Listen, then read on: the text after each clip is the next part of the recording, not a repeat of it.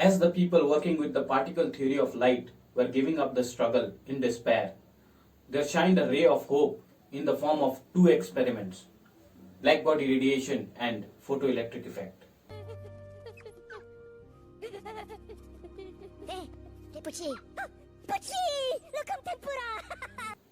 When we heat up an object, then it is supposed to give off electromagnetic radiation of all possible wavelengths, like your visible light, ultraviolet, etc., of electromagnetic spectrum. For example, when we heat up an object, then what we observe that at one particular time it is giving off yellow light, green, and when it becomes very hot, that is moving to the shorter wavelength, then it becomes blue.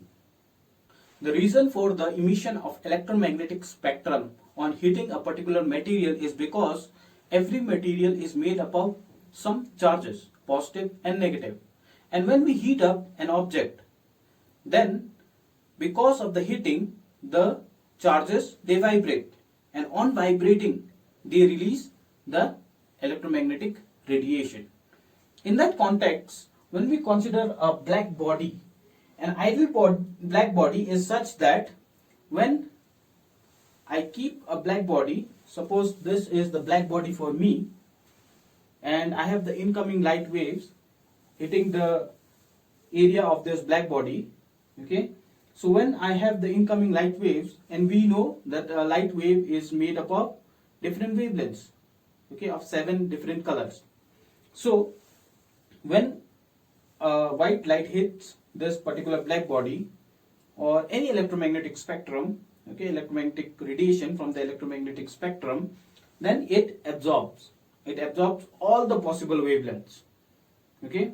And on heating this particular black body, then it gives off all the electromagnetic radiation, okay, of all possible wavelengths.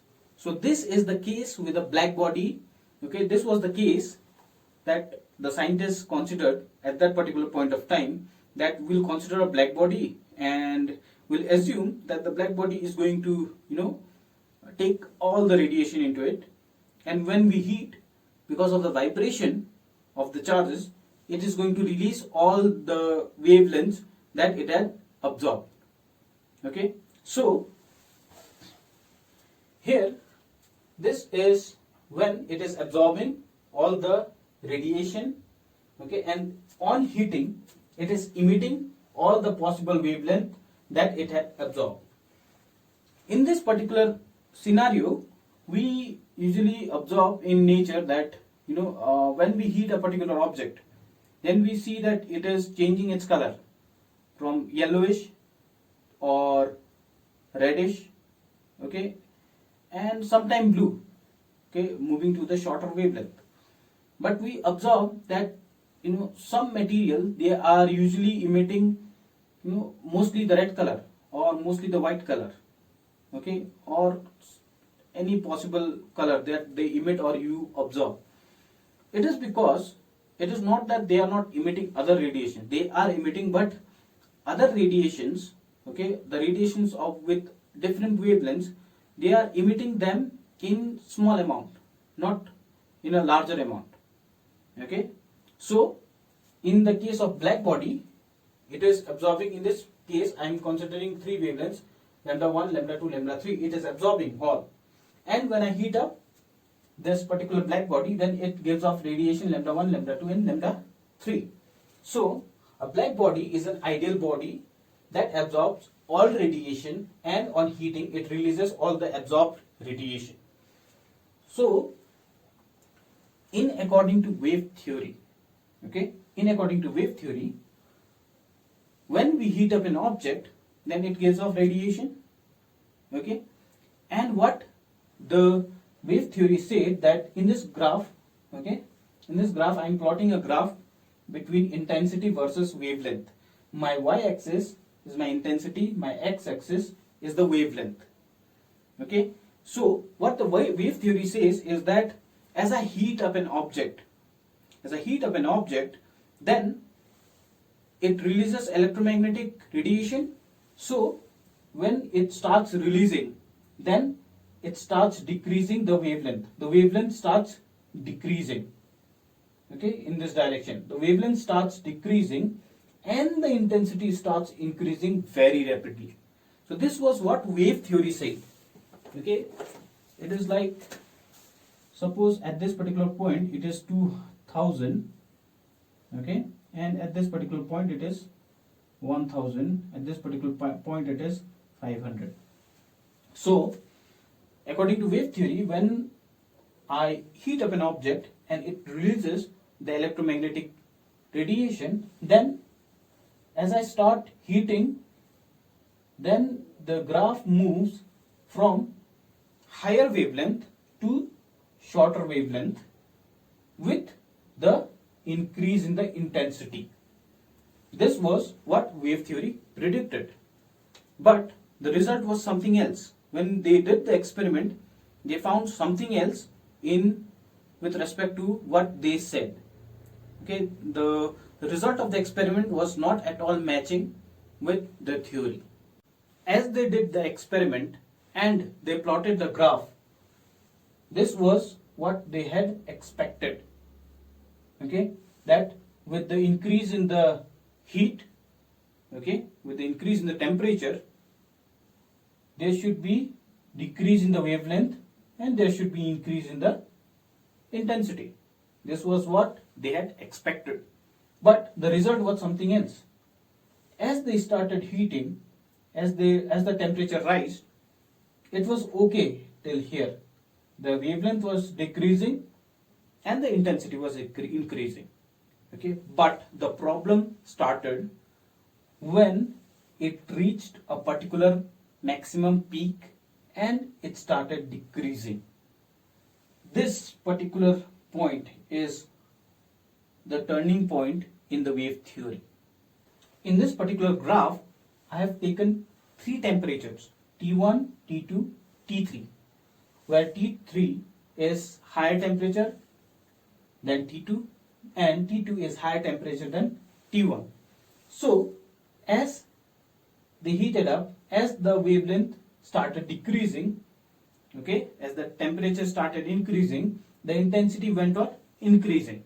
Till here it was okay. But after this point, it started decreasing. This was the problem with wave theory. They could not explain this particular curve.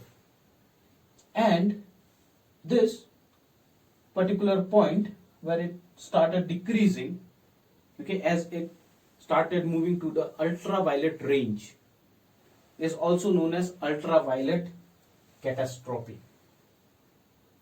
Okay, this particular failure of the wave theory to explain the decrease in the intensity with the increase in the temperature, okay, and the decrease in the wavelength, okay, this particular curve is also known as ultraviolet catastrophe. It is because they could not explain what happens when we heat up an object, when we increase the temperature of an object so much, then moving to the ultraviolet range, the peak went down and it started decreasing, whereas it should have increased. Okay, we should have been blown up by the ultraviolet radiation, but it is not at all the case. Yes, this is known as ultraviolet catastrophe. So as the people working with the wave theory of light could not explain this particular phenomena, there is this famous physicist, a scientist, whose name was Max Planck. And he says that as we heat up a material, okay, as I said, that a material is made up of some charges, okay, and they vibrate and they gives off radiation, electromagnetic radiation. So what he said was, as we heat up an object and the charges start vibrating and they give off radiation, he said that is it possible for a charge to vibrate, entirely, infinitely? No. this vibration has to be quantized. It cannot vibrate infinitely. It has to be quantized. He came up with an idea of quantization. Okay, he said that light is made up of packets of energy, and this packets of energy is called as quanta. This was the birth of something known as quantum mechanics. Okay, and he said that E, okay, the packets of energy, E is equal to n. N is an integer, that is, it is a number, either 1, 2, 3, something like that. And H is the Planck's constant. It is very, very small, okay, whose value is 6.64 into 10 to the power minus 34 joule second. And nu is my frequency. This was a groundbreaking theory, okay, that Max Planck gave to the entire physics community, because he introduced something that was not imaginable. Because at that particular point of time, when people were working with the wave theory, they thought that energy is continuous. Okay, it's not like, energy is going to be, okay, you move, then I'll move. No, they thought that the energy is continuous. Okay, but when they came up with this graph and they could not explain, the entry of Max Planck made an entirely different picture. Okay, it changed the entire picture, where he introduces light as packets of energy. It's like this is moving, then this will move. Packets of energy. It's quantized like a particle. After the black body radiation and the method of quantization put forward by Max Planck, there is one more phenomena called photoelectric effect that has some problem with the wave theory of light, or rather the classical theory of electromagnetic radiation. In this phenomena, we have the incoming light waves falling over a material. In my case, I am considering a metal. So when I have the incoming light waves, the electromagnetic radiation falling over a material, a metal surface, then I have some outgoing electrons. And this outgoing electrons is because of the incoming light waves. So these electrons that are emitted from this particular material are called photoelectrons. This particular effect, or this particular phenomena where the emission of electrons takes place because of the incoming light waves, is known as photoelectric effect. There was something regarding the intensity, energy, and the relation between energy and frequency that the wave theory of light or the classical theory of electromagnetic radiation could not explain when it came to photoelectric effect. According to the wave theory, increasing the intensity increases the number of photoelectrons. That is, when I increase the intensity of the incoming light waves, then I have more number of photoelectrons. So what they did was they shined a light wave of with particular intensity, a low intensity, and they got suppose 2 photoelectrons. They are happy. So when they increase the intensity of this particular light waves, in this particular case they are doing an experiment with the monochromatic light. Sometimes they are using blue light, sometimes they are using the red light. So when in this particular 2 cases they are using the blue light. When they increase the intensity, in this case they had more number of photoelectrons. So wave theory was very, very happy, and they were making memes and they were making jokes of people who were working with the particle theory of light. So, but there is this one particular case when they use the red light. They use the red light with a little intensity, no photoelectrons. They increase the intensity to this much, still the electrons are sleeping nicely.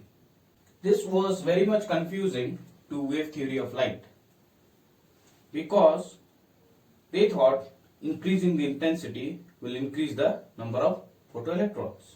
The kind of result they were getting from the experiment was very much different from what the theory had predicted.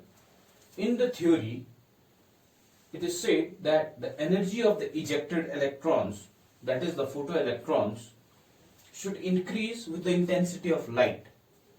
But when they did the experiment, when they increased the intensity, energy of the photoelectron was found to be the same.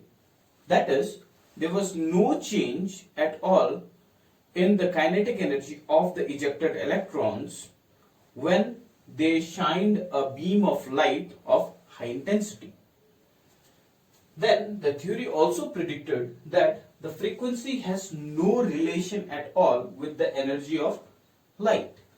But again, when they did the experiment, they found that even at low intensity, suppose there is a beam of light, suppose there are four beams of light. When they shined this four beams of light, very low intensity. Suppose I am cancelling two and I am left with only two. So with such a low intensity, and by increasing the frequency of that particular low beam of light, low intensity of light, they found that the energy of the photoelectron increased. When they shine the light with high intensity, keeping the frequency to be the same, they found that the energy of the ejected electrons was the same. It did not change. But when they changed the frequency and they increased the intensity, they found that the energy of the ejected electrons was more. So this particular problem was solved by Sir Albert Einstein. He says that if light is not a particle, if it is a wave, then the phenomena of photoelectric effect should work with any kind of light. We should have photoelectrons with the red light as well as blue light. So what he does is, he takes the idea of quantization introduced by Max Planck, he combines the theories, and he comes with the conclusion of it is a photon. Light, he says that light is a photon, packets of energy. It is discrete energy. He says that energy is not continuous. Energy is discrete. It comes in packets. He introduces one more term in this particular story of light, that it is a photon. He is trying to define light as a particle now. So, and he says that energy is equal to h nu, where h is the Planck's constant, and its value is 6.63 into 10 to the power minus 34 joule second, where nu is the frequency. Hence, in photoelectric effect, we have this particular graph.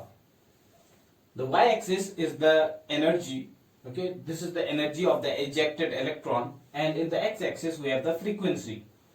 So, when we look into this particular curve, the linear line, it is not starting from 0, rather it is starting from one particular point.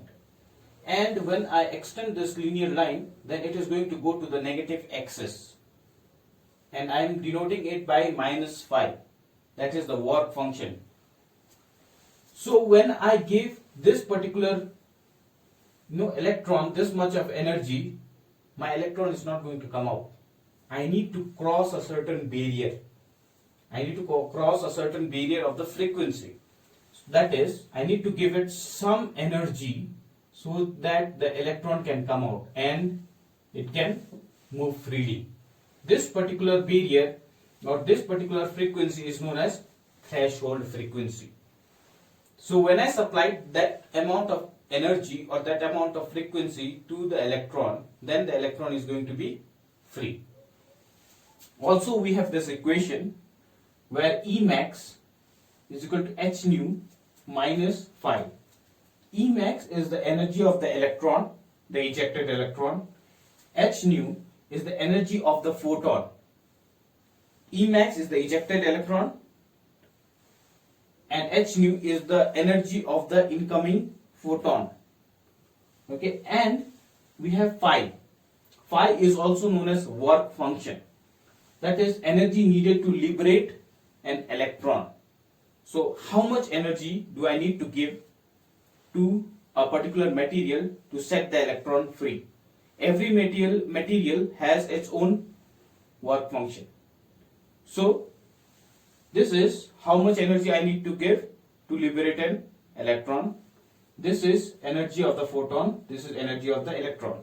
In this particular case, if the energy of the photon is less than the energy needed to liberate the electron, hence this is negative, okay, I am going to have no free electrons.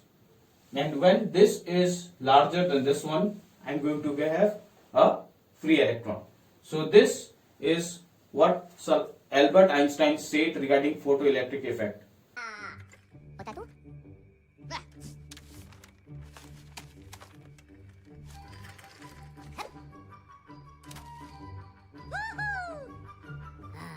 With the success of the photoelectric effect and the black body radiation in order to explain light as a particle, and also we cannot deny the success of wave theory in order to define light as a wave with experiments like interference and diffraction. Now the confusion was again back to level 1. What is light? This particular confusion regarding the characteristics of light, either as a wave or a particle, was solved by Albert Einstein himself in his theory of photoelectric effect, where he was trying to define light as a photon, that is, packets of energy. He was also trying to say or convey a message that light behaves sometimes as a particle or sometimes as a wave. It's like we are tossing a coin up in the air. A coin has a head and a tail. When it falls down, we either get a head or the tail, not both. Light is somewhat like that. When we do experiments like interference, diffraction, we observe the wave theory. We observe the light to be a wave. But when we do experiments like photoelectric effect, black body radiation, then we observe the particle nature of light.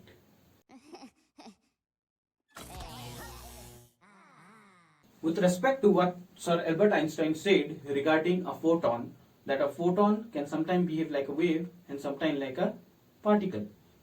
So, scientists at that particular point of time, they started thinking that is it possible for matter to behave in the same way like a photon, having the dual nature?